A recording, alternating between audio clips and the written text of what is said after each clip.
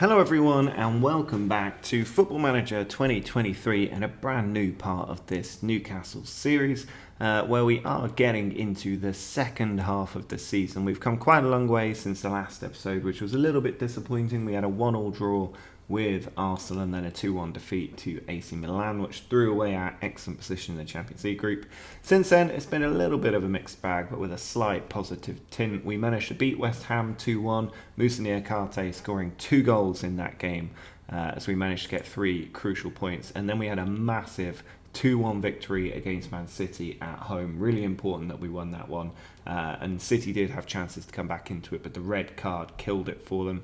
We then followed that up with a 2-0 win over Wolves, and you can see a red card there late on for a second yellow for Niakhaté. We also had a red card against Nottingham Forest and went down to 10 men after 10 minutes, and that led to a 1-1 draw. And then we were smashed 5-2 by Man City. We did recover to win 1-0 against Brentford, but then were thoroughly beaten by Leicester, even though we had our strongest 11 out there. It really wasn't a good game, that one. They just were the better team, and it's not often I see that. You know, the City game was an obvious example of that, but even there they scored quite late to kill the game, whereas this one we never looked like getting into it, which was a bit worrying. So I was quite happy when we came back and smashed Bournemouth 6-1 in the FA Cup.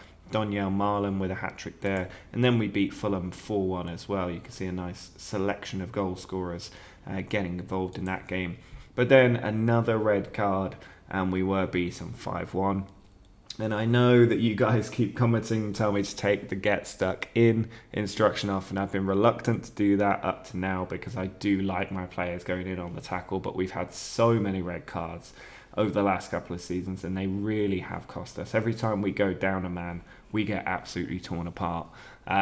So I have now removed the get stuck in instruction from the tactic. You'll be happy to know, just in time for a crucial double header. First, second place Liverpool away from home, and then Atletico Madrid at home in the Champions League. And these are important games because you can see in the league we are 4 points clear of Liverpool, who are 1 point further clear of Man City. If we win that game, we push Liverpool 7 points back, which I think is going to be fairly important. And then in the Champions League, obviously the top 24 are still in the competition, and given there's a good 5 point gap there's no risk of us going out of Europe. But I do want to finish in this top 8 and get a free bye to the last 16 if I can, and that will avoid us having to potentially face teams like Bayern Munich, Inter Milan, Atletico Madrid, Milan. Who knows who else might drop out of this top 8 here and into the rest of the mix. So we need to win that game as well. 2 very crucial games. And then transfer window is pretty much ended, I think, already. We only made one big signing, and that was to bring in Jurrien Timber from Ajax. I know somebody was saying we needed a little reminder of the Ajax days, and that's what I've done.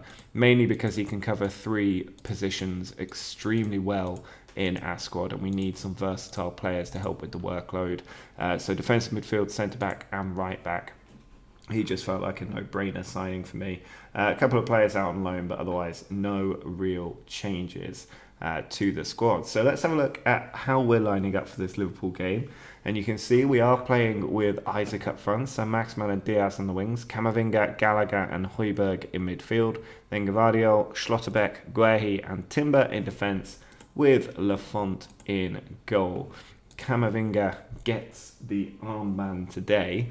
The Liverpool side, you can see it is a little bit more changed now. Lazari, Kalulu, Vitinha, Bellingham and Schjolderup. My German isn't very good. Up front, so let's hope he doesn't score, otherwise I might have to pronounce that name again. If you know how to pronounce it, put it down in the comments so that I can learn for the future. But at the moment, nothing too dangerous. We are away from home. We tend to lose away from home against Liverpool. Obviously, that's not really a reputation we want, but Liverpool on the attack here, and they come in from the right-back position. Jota turns in, and it is just forced away, I think, by Lafont there. And Isaac then can launch a counter with Gvardiol over the top for Saint-Maximin. He's got players in the box to aim for, and he finds Brahim Diaz, who smashes it into the top corner in front of the Kop to make it 1-0 to us. You can see Gvardiol there, put the ball over. So Maximin ran it a little bit too far, but managed to keep the ball in just. And then a perfect ball. Look at that volley. It's actually taken big deflection there, I think, off Kalulu, but still just guided it into the back of the net for a 1-0 advantage that, as it stands, would open up a 7-point lead at the top of the table, 2/3 of the way through the season. But here's Fabinho with an effort, and what an effort that was. He's managed to find the back of the net sensationally there. From a free kick on the right from Vitinha, pulled it back and nobody could get to Fabinho in time. And look at that for a hit. That's an absolute rocket past Lafont and through the absolute swarm of bodies in the 6-yard area. So we go back to level. You can see the momentum there just switched round to Liverpool after we scored. We must have got the crowd going, scoring in front of the Kop. And we haven't really created any chances since then either, as Liverpool try and play it out from the back, and Bellingham has spun the midfielders here. Now Thiago back to Kalulu, spreads it wide to Lazari, in behind for Jota, and he's just created an angle there on Lafont at the near post, who should not have allowed that to happen. And we are now 2-1 down. Now obviously this is a big game in the context of the season, but our already established gap at the top does help a little bit if we were to lose this game. But it's a missed opportunity of going 7 points clear to being only, I think, 2 points clear, or 1 point clear actually, if we lose. So ideally we'll get another goal here and not concede a third, as Lazari goes on the attack, pulls it back. Now Thiago in space. I mean, they're scoring some bangers, or at least trying to score some bangers, but fortunately that one has gone over the bar. I think it's fair to say we have not been great so far, so I've given them a pretty tough team talk there, but it does remain 2-1 at the moment. Can we create something? It's Brahim Diaz into Timber, charging into the box. It's deflected and easy for the goalkeeper to collect. Timber with the throw into Isaac. We seem to be on the attack though. Brahim Diaz tackled. It's cleared away and Liverpool have a counter opportunity, but Camavinga wins it back and now we're on the attack. He's got players up there. Isaac's in, and Isaac is not scoring like he was recently. He came second in the World Golden Ball competition, but we have a corner and it is cleared away. But Isaac has really fallen off the boil to the point where I've been playing Marlon ahead of him a surprising amount lately. Now here's Schlotterbeck. Plays it forward to Camavinga. Ball in behind for Isaac. And he's hit the post. He still cannot get the goal that we need here. And it remains 2-1. And Liverpool are going to bring this away. I don't want to make too many changes too early. But we might need to if it stays like this. Here's Isaac to Gvardiol. It's in there towards Gallagher, but he heads it wide. I saw a bit of hate for Gallagher in the comments as well at £100 million. But that was partly because he's English as well. You do pay a premium for the English players. And here's Højbjerg out to Gvardiol. So Maximan's lost it. Vitinha tries to put it in behind, and still Firmino's got the ball. And here's Carvalho, and the flag does go up. We're going to have to make changes, whether this is a goal or not. So let's bring Marlon on. Let's get rid of Gvardiol as well. For I guess Joe Willock's going to have to fill in there. Can we take Schlotterbeck off? Yes, for Garcia. Wholesale changes required. Now, is this going to be ruled out? I think it should be, but it is indeed ruled out.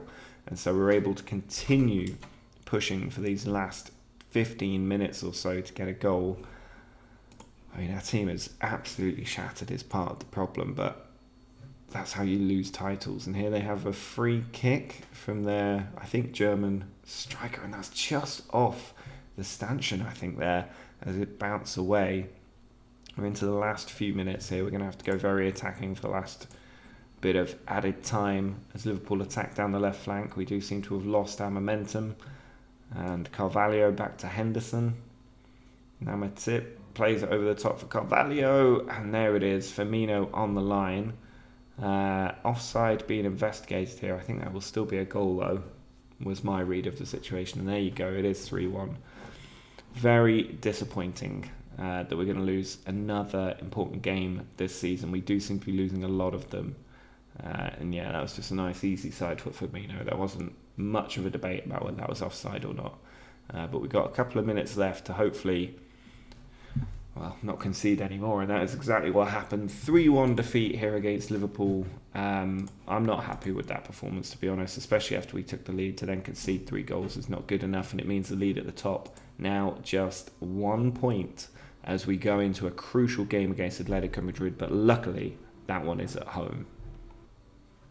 For this game against Atletico Madrid, we're going with another very strong 11 on our side, with Marlon this time starting up top ahead of Isaacs. Marlon is definitely in better form right now. Cunha and Diaz are on the wings with Gallagher, Willock and Camavinga in midfield. Justin returns to defence at right back. He's had a little knock recently. Atletico Madrid continuing their habit of English right backs, do have Kyle Walker in the team, but otherwise their squad not too different from one you might expect to see even today. Atletico Madrid don't make huge changes to their squad season after season with Simeone in charge, but this is a crucial game. There could be a lot of movement in that table as games kick off today. You can see there's some interesting matchups out there. No heavyweights against heavyweights though, as far as I can see. So this is probably one of the biggest games happening tonight, especially given there's so much riding on that top 8 outcome. And here's Willock through to Cunha, and he strikes it straight into the top corner of the goal to make it 1-0. That was a stunning finish from him. After Willock robbed João Felix of the ball, played through, and look at Cunha there, one touch, and what a strike that is past Jan Oblak. Exactly what we needed to get us the 3 points, and that should see us jump up the table somewhat once it updates. And there you go, we're up to 8th, which is exactly where we want to be. It's really tricky if one of the other teams manage to get the results they needed, just like they have there. Juventus have just picked us that 8th place, and Koke there just denied by Lafont at the near post from a free kick. And here's Koke with the corner, and again, not brilliantly dealt with by Lafont, but we do keep the ball out the back of the net, which is what matters. And I think set pieces are going to be pretty key for us to defend today, as Jimenez wins the ball from Marlon. Schlotterbeek can clean this one up at the back, and then a massive hoof to Justin on the right side of defence. And Camavinga through to Marlon, ball on to Cunha. He seems up for it today, and he's been tackled there. I thought there might be a blow for a penalty, but it didn't happen. And here's Camavinga through to Willock in our goal. Brahim put the ball in the net, but apparently he was offside, and there's not even going to be a VAR check for that one. Here's Camavinga to Gallagher. Now Gvardiol. We've got a lot of room on the left. Gvardiol plays it across to Camavinga, looking for Marlon, but dealt with, and Demiral forward to Evanilson. But we have a little battle there, and Evanilson has won it as Garcia clears it away. Back into Evanilson, and his determination absolutely shone through there as he not only kept the ball on that right side and then put in a very good ball that had to be dealt with by Garcia, he also just charged into the box. Schlotterbeek left him all alone, and there was Evanilson to put it in. I don't know where Gvardiol was at the time. Oh, he was off the pitch injured, it would seem, by that magic floating of him coming on, and there he is with a knock. So it looks like we were down 10 men when Atletico scored that goal, and that is particularly frustrating. But maybe we can respond here as Lafont puts the ball forward. Willock has taken it, and he gets it into Marlon, and he's just put that one wide of the post. I think we are going to have to make a change here with Gvardiol injured. Maybe we can do that at the start of the next half. I mean, that's not too helpful, but we've got a corner here. Brahim puts it in, and it's over the top as we went to attack it. I'm going to take Gallagher off because he's been on a yellow card for quite some time. And then Anderson's come on, but he's also got a knock. We are struggling for fitness somewhat at the moment. We've got half an hour left to try and get a win here. I mean, it wouldn't be enough even to get us into the last 16. We need Juventus to slip up, and it doesn't look like they are at the moment. As here's Garcia over to Willock, plays it through to Brahim Diaz, who's cut across. Oblak managed to come and save it, and they even prevent the corner. But as it stands, this is just not going to be enough for us. I can't see Juventus playing tonight, so they must have already won. As Koke puts the ball in from corner, it is cleared away. João Felix to Akanji. Now Saul, and that's just over the top. We need to be careful. We've conceded one banger to Fabinho that cost us already in one competition. Can't let it happen again here, but they're trying. And even Wilson, and then João Felix smacks it into the top corner. And we are now 2-1 down. I don't think it's going to change things too much. It's starting to feel a bit like a dead rubber with the table how it is. But it's not a good sign that we're losing games like this. And I do wonder if the occasional red card might be worth it if it looks like this tactic doesn't work without getting stuck in, and that may well be the case as it stands. And we've just dropped down to 16th. That is not ideal. We could really do with an equaliser here. Llorente to Koke, Schlotterbeck's won it, now Maddison to Cunha, Marlon is in, and Marlon has scored. They'll probably check that for offside, will they? No, they won't. He was onside, and it is now 2-2, and that's why Marlon is playing ahead of Isaac at the moment, because he just is scoring goals. He just created the space for himself, and what a finish that was. Past Oblak high, I think that was near post, that finish as well, for 2-2 as we approach a full-time whistle. Lafont to Guehi. Now Anderson back to Schlotterbeck. Camavinga looking for Cunha. Is there time for a winner for one of the teams here? Koke. Ball just ricocheting around as Koke looks to send it over, but James Justin has it. Now Maddison to Brahim Diaz. Puts it in the middle, and Marlon just denied there, and offside, I believe, as well. 4 minutes of added time. Kyle Walker on the attack, plays it in for Eva Nielsen. Now João Felix again off the post and off the other post. And it just about stays out the back of the net. Maddison with a free kick now. What an end to this game this is, as Maddison takes the free kick. Is it going in? No, it's off the wall. Anderson's still there though, back in, cleared away. Eva Nielsen out, but James Justin's giving it up to Carrasco. Now Camavinga has it back in for Brahim Diaz, but not used well. Here's Anderson to Cunha into Maddison, and he has done it. A 93rd minute winner here against Atletico Madrid. What a comeback that is in the last 5 minutes. We've managed to turn it around against Atletico Madrid. We've gone from 16th place up to, I think, 9th now, as Maddison just got that finish there. We've been waiting for him to deliver some magic this season, and there it is, a famous Champions League victory, potentially, unless they score here, which is exactly what's happened. Felipe at the back stick, less than 1 minute after we made it 3-2, they make it 3-3. Koke's free kick, not dealt with, and they had 2 men on little Eric Garcia at the back stick, and that is very poor defending. And yet again, we've conceded a goal beyond extra time. I'm going to tell the team they're unlucky there. I feel like that game should have ended 3-2. It wouldn't have made a difference. We'd have finished 1 place further up above Bayern Munich. But now we're into the qualifiers to make it into the last 16, or the playoffs for the last 16, which is not really where we want to be. And that's just not true, is it? We're in the knockout playoff round of the Champions League, so the game not quite catching up with the new system in the Champions League there. But if we look at the schedule going forward, we do have the Champions League knockout games to come, so we could maybe check in next at the Spurs knockout round game. I'm not sure when the knockout round is the trouble, or when it's drawn at least. But that might be the best time to come in, because otherwise the league fixtures don't look too troublesome as we come to the end of the transfer window. If we look at these fixtures, Brighton, Burnley, Spurs, Forest, Wolves, West Ham, Arsenal, and then United, Chelsea. It's not the most difficult end of the Premier League season. It's this little run of games here where only one of them at home, Arsenal and Chelsea away. That will be the key point for our season. But otherwise, we're in a pretty good place in the league with our 1 point advantage over Liverpool. So we can focus a bit more on the Champions League as we go through these knockout rounds. But I'll see where we get to in that knockout round and when the best time to check back in is. But if you did enjoy this episode, make sure to drop a like down below. Make sure to subscribe to the channel if you're new as well. But until next time, see ya.